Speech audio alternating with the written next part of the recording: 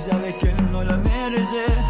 Hoy tengo que hacerte mi mujer y lo sé muy bien. Vamos a hacer.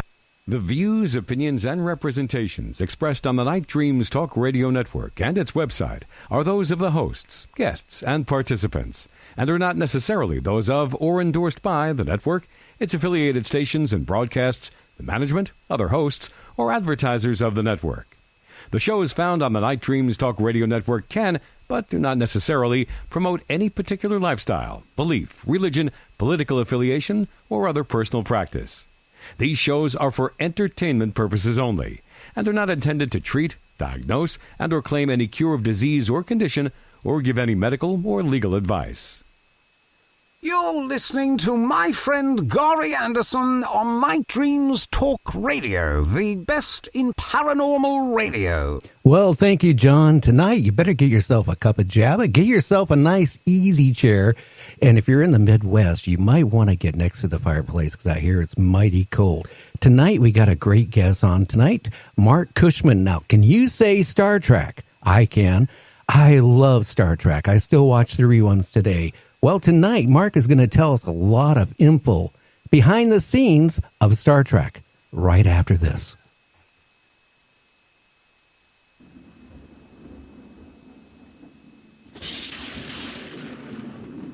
You can advertise your business on Night Dreams Talk Radio, and you will be heard worldwide.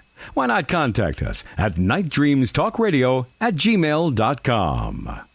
You are listening to Night Dreams Talk Radio Network, from our compound to you worldwide, with your host, Gary Anderson. Well, this is something I've been excited for weeks. I just couldn't wait for our guest tonight, Marc Cushman, to be talking about Star Trek and all the behind scenes and everything about Star Trek. And if you're a Star Trek fan like me, you're going to love the show here tonight. Hey, Marc, how you doing, sir? Hey, Gary, I'm doing well. How are you? I am doing good. I am so glad I don't live in the Midwest. I guess they're going to get hammered. Again. Yeah. It's been a rough year. Oh, yeah, it has. And people say, well, some people say that earth changes aren't going on, but something is going on. Oh, yeah. I don't know how anyone can say it's not going on. It's pretty hard to, even here in California, we've had a very, very wet winter. And I'm up in the mountains above Los Angeles. I come up here to write. And we've had a lot of snow this year. It couldn't melt because just as it was starting to snow, the next snowstorm would come in. And this is only about an hour north of Los Angeles.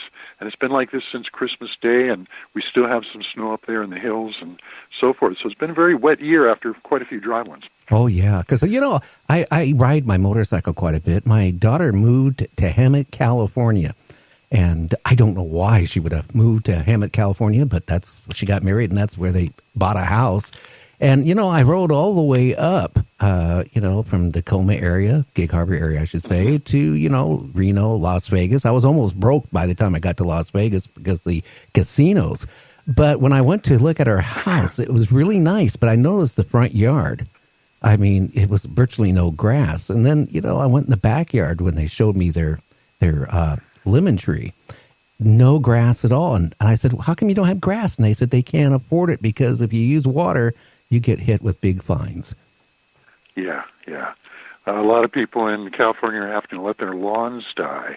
I lived in New Mexico when I was young, and back then we didn't have grass yards. You had cactus and you had rock designs and things like that, and I didn't start seeing lawns until I came out to California, and those are going away. Bit by bit. Oh, yeah. All I remember is going all the way up to Hemet. It was beautiful weather. It was end of, I think, May to the first week of June. And, I spent a couple days there.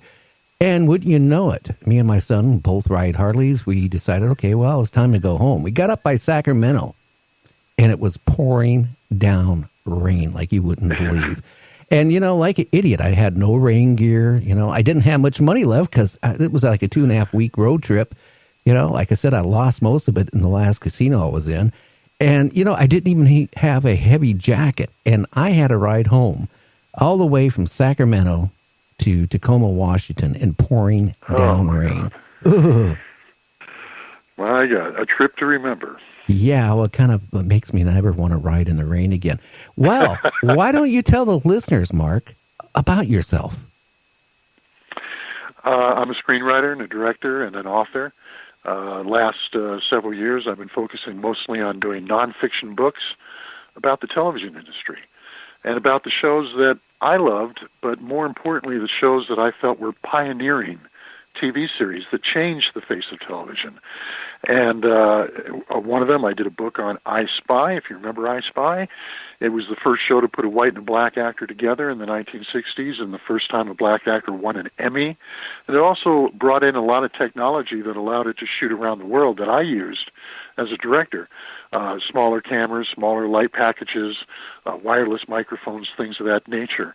So I wrote a book about that, and then I did a 3-book set on Star Trek, the first one, called These Are the Voyages. And there's one book for each season, one chapter for every episode. And Gene Roddenberry got this started with me.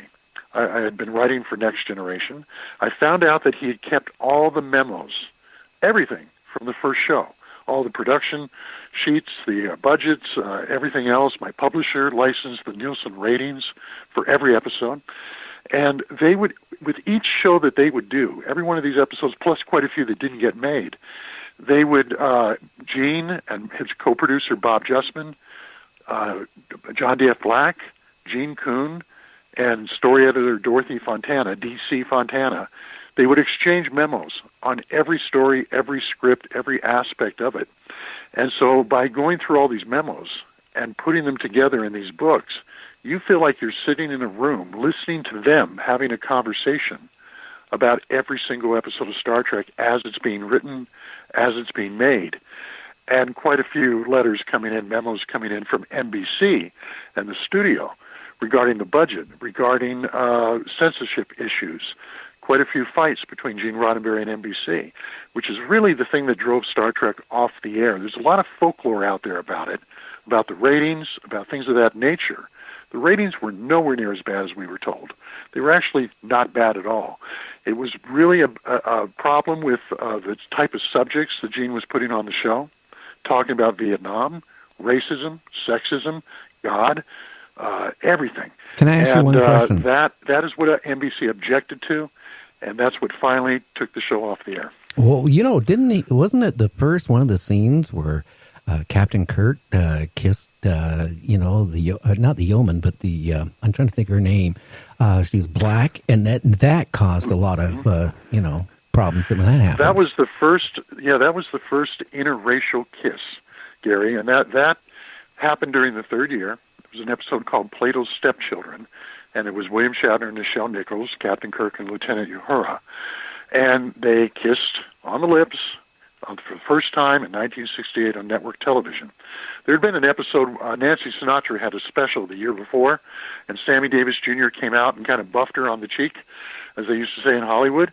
And that was probably the first time, or the first known time, I won't say probably, but the first time that we're aware of, that a black man kissed a white woman on a network TV show. But it was on the cheek, and they were friends. He was buddies with her dad. But this was a scripted show, and the network had a problem with it, and they were on the sidelines watching this kiss taking place and insisting that they not touch lips and things of that nature. Shows you how much the world has changed. But, Star Trek tried to do that 2 seasons earlier with an episode called The Alternative Factor. And it was going to be John Drew Barrymore and a black actress named Janet McLaughlin.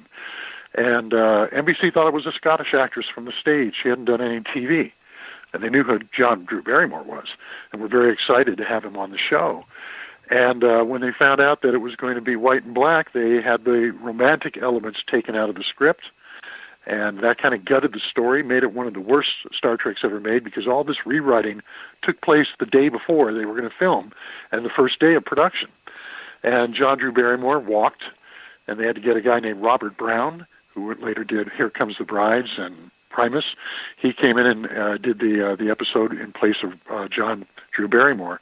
And it just was kind of like a domino effect where the whole thing fell apart. So I was always interested why some episodes were great, why some didn't work out so well. And in my research, going through all the memos and all the documents, I'm able to find out why what happened to make this episode not quite find itself where the other ones could. And so that's part of the fun for me of researching and writing the books, and part of the fun for fans when they read the books. Well, didn't they also work on a real tight budget, too, per episode? It was actually one of the best budgets on TV. Star Trek was one of the most expensive television shows on television at that time. The one that was more expensive was one of these other shows that I wrote about, I Spy, which I mentioned a minute before, because that was shooting around the world. So, of course, that was a very expensive series to make. And Star Trek was number 2. Mission Impossible was number 3 in the budgets. It seems like it was a small budget, because if I tell you how much, you're going to say, well, that's tiny. The first season, it was the average episode was $195,000. And then they brought it down to $187 for season 2 and $173 for season 3. They kept crunching it down, the studio and the network. But $195,000 was not bad for 1966 when the show premiered. The average show that year had a budget usually of about $150,000, and that would be like about $1.5 million. The Star Trek budget would have been close to $2 million per episode in today's money. So that's not that bad, but you have to remember, they had to invent everything.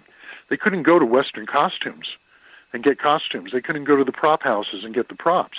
Anything you saw in this show had to be invented and made, because they didn't exist yet. So it wasn't like doing a Western or a cop show or a hospital show or anything like that. They had to create a planet every week, and that's what put the budget through the ceiling. Well, I know I was so disappointed when the show was canceled. I mean, in my mind, I couldn't figure out why, because, I was hooked to it along with a lot of people, I can see maybe the racial thing, because, I got to know about 6 months before Robert Culp passed on. He had a website, and, I would send him messages, and, he ignored me. And then finally he replied to something I said, and he was really sarcastic. And then I said something back, and all of a sudden we became friends, and we started, emailing each other quite often. And, he told me a lot about how when he was approached to do the show, that he demanded that Bill Crosby be in it. And it was the first black actor to have a starring role. And the thing you talk about, the wireless microphones they used, that was I think that he was telling me one of the very first shows that ever did that. The first, yeah. It was an Egyptian fellow named Fouad Sayed, S-A-I-D, but Sayed, and he was American, but he was from Egypt, and he was a young guy, and he approached Sheldon Leonard, and he said, "I hear you're going to be filming this around the world. I